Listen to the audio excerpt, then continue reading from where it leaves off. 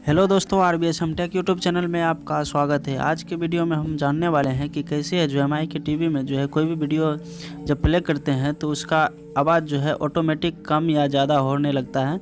तो उसको हम कैसे सॉल्व करते हैं, तो चलिए शुरू करते हैं। तो आपको सबसे पहले सेटिंग में चले जाना है।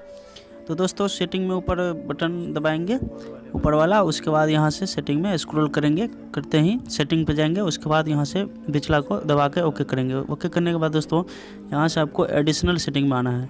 तो दोस्तों यहाँ से नीचे दबा के करेंगे और ओके करेंगे। करने के बाद दोस्तों यहाँ से डिवाइस परफॉर्मेंस पे दिख रहा होगा, उस पर जाना है।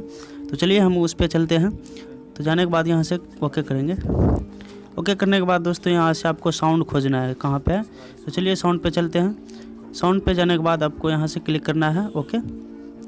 तो चलिए हम ओके करते हैं। ओके करने के बाद दोस्तों ये जो ऑन रहेगा इसको ऑफ कर देना है। ऑफ करने के बाद दोस्तों आपका जो प्रॉब्लम है वो सॉल्व हो जाएगा।